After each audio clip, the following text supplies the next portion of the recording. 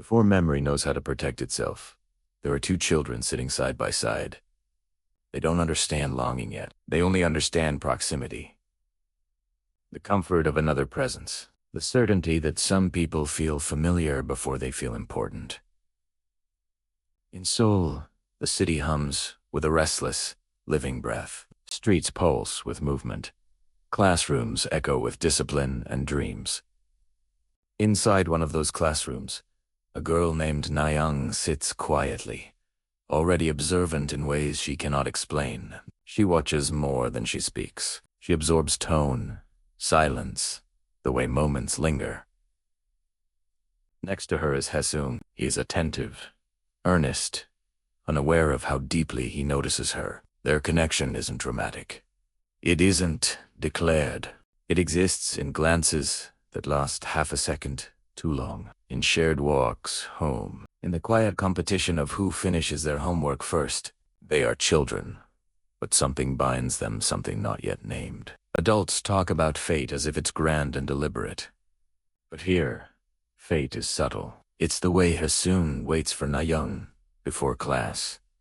The way she pretends not to notice, even though she does. Then, abruptly, the world intervenes. Nayoung is leaving. There is no build-up dramatic enough for a child to process departure. One day, a future exists. The next, it dissolves. Her family is moving across oceans, across languages, across identities. Seoul will become a memory, and Haesung will become something harder.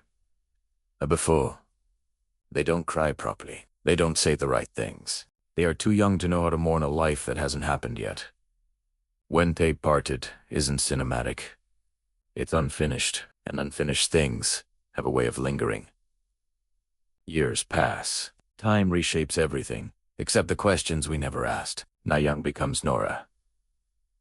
The name changes first, then the cadence of her thoughts. She learns English, learns how to occupy space differently, how to belong without fully arriving. Canada, then New York cities, that reward ambition and reinvention. She grows into someone defined by momentum, by forward motion, by choosing the next thing before the last one has time to ache. Haesung stays. He grows within the same streets that once held both of them. His life moves at a different rhythm, less escape, more continuity.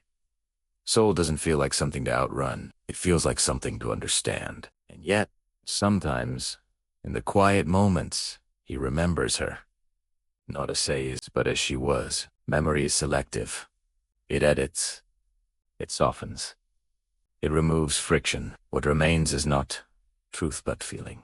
One evening, through the modern miracle of the internet, their names cross paths again. A search bar becomes a doorway. A message becomes a risk. When they speak for the first time in years, there is a pause before recognition settles in. Voices older, accents shaped by distance. But underneath, something unmistakable stirs. They talk cautiously at first, then freely, then obsessively. Screens become windows into alternate lives. Time zones become negotiations. They speak late at night, early in the morning hours stolen from the present to revisit the past. There is excitement, yes, but also restraint, because both of them understand something dangerous is happening. They are not simply catching up. They are touching a version of themselves that never got to exist. Haesung wonders who he would have been if she had stayed. Nora wonders who she might have become if she hadn't left. These are not harmless questions. They begin to speak about an Korean concept suggesting that relationships are shaped by thousands of unseen connections across lifetimes, that people meet because of countless past encounters, accumulated like quiet inevitabilities. They joke about it, but the idea lands heavily, because if this moment is in Yun, then it matters. And if it matters, it demands something. Nora's life in New York is full. She is building something tangible. Her voice as a writer, her place in a city that doesn't wait for anyone. And beside her is Arthur. Arthur is gentle, observant. He listens in ways that feel intentional, practiced, earned. He loves her not as a fantasy, but as a present reality. Their relationship is rooted in choice. Daily, deliberate choice. And yet, when Nora speaks to Haesung, something shifts inside her, not dramatically, not visibly, but persistently. It's the feeling of being seen without explanation, of shared origin, of a language that once required no translation. She doesn't betray Arthur, but she withholds a part of herself, and withholding is its own kind of distance. Arthur noticed, not because she is careless, but because intimacy sharpens perception. He knows there is a room in her heart he has never entered, and he suspects he never will. This knowledge doesn't make him angry. It makes him quiet. Eventually, the weight of possibility becomes too much. Nora and Haesung decide to stop talking. Not because the connection isn't real, but because it is. They tell themselves it's for the best. That life must be lived forward. That nostalgia is a seductive illusion, and for a while, the silence works. Years pass again. Nora marries. Arthur. Her life stabilizes into something recognizable, grounded, earned. She becomes successful, respected.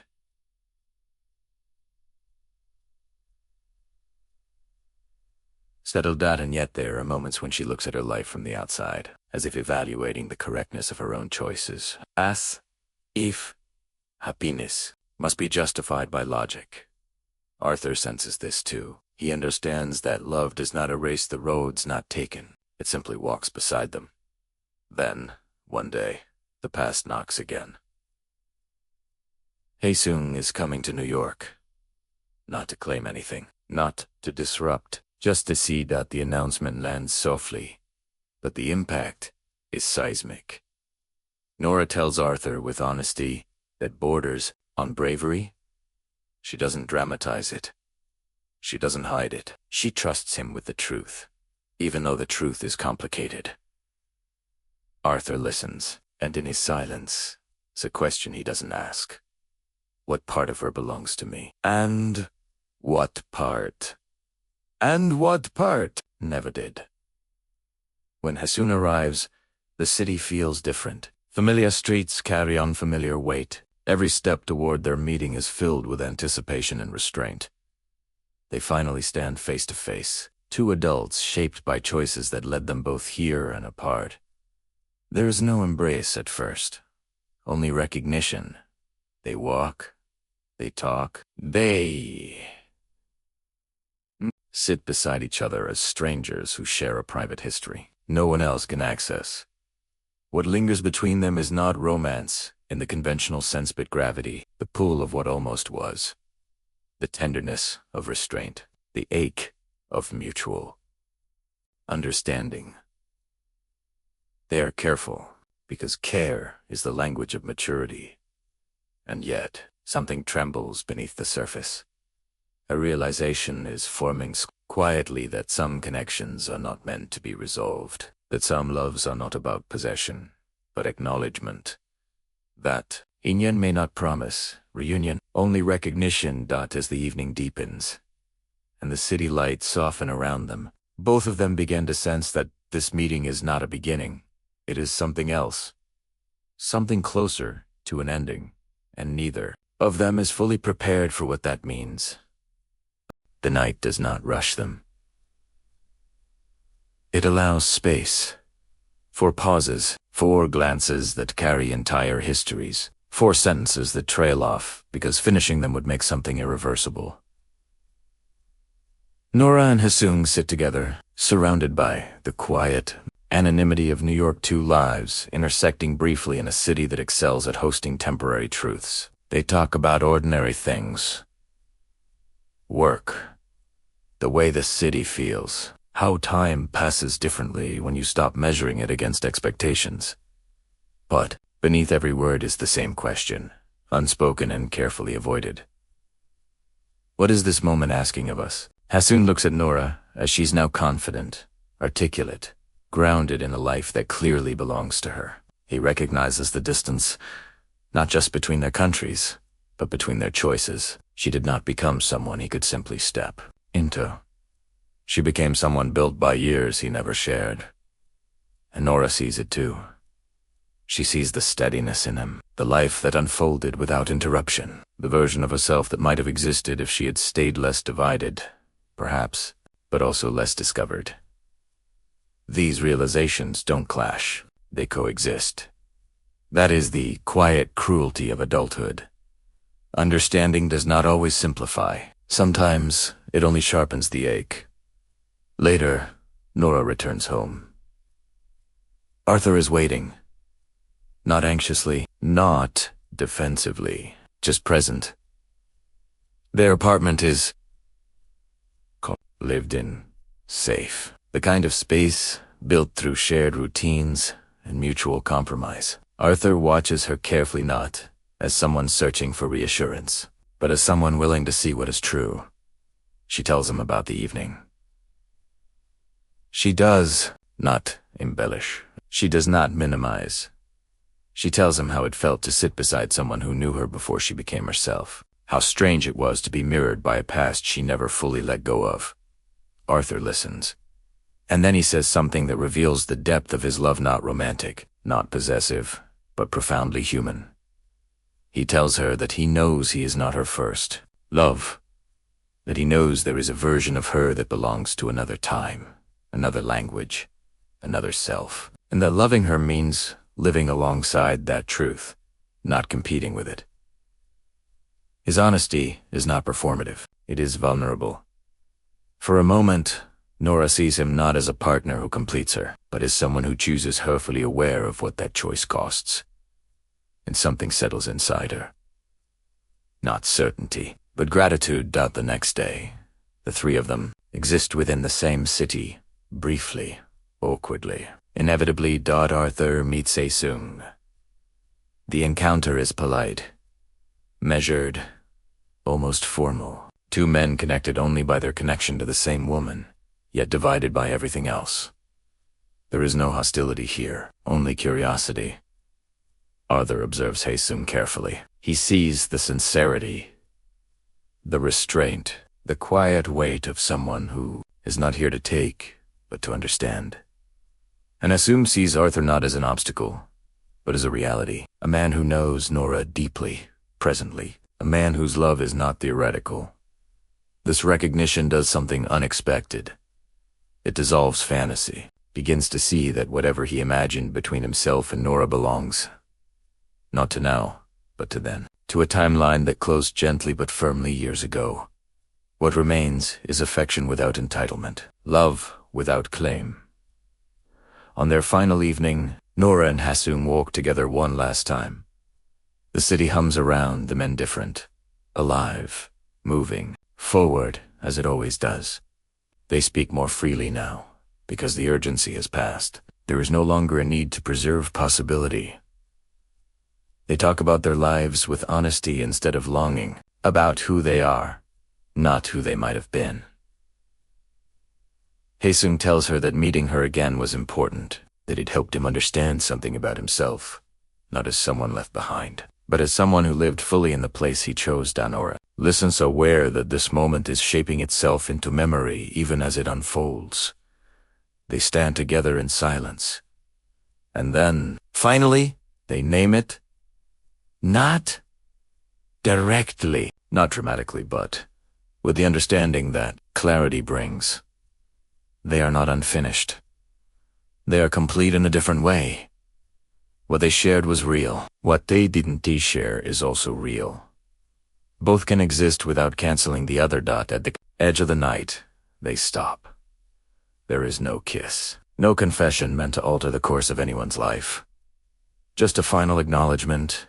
Haesung speaks about Inyon again, about how perhaps their connection was never meant to lead somewhere, but simply to be recognized, to be honored for what it was.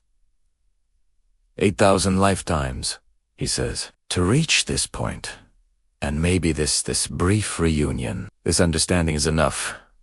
Nora watches him walk away. She does not chase him. She does not collapse. Say lets him go, the way people let go when they finally understand what they are releasing. Later, she returns home. Arthur is there. They sit together, quietly. No grand reconciliation. No dramatic reassurance. Just proximity. Who's presence? Nora leans into him, and for the first time, she feels the full weight of what it means to choose a life not because it is perfect, but because it is real. She understands now that love is not always about intensity. Sometimes it is about endurance, about who stays when imagination fades. Arthur holds her not triumphantly, not possessively, but gently. As someone who understands that love does not erase other loves, it simply becomes the one you live inside. The past does not disappear, it settles. It becomes part of the architecture of who we are, quiet, foundational, unseen by most, but essential. Nora does not reject her history. She integrates it. She moves forward, not lighter, but clearer.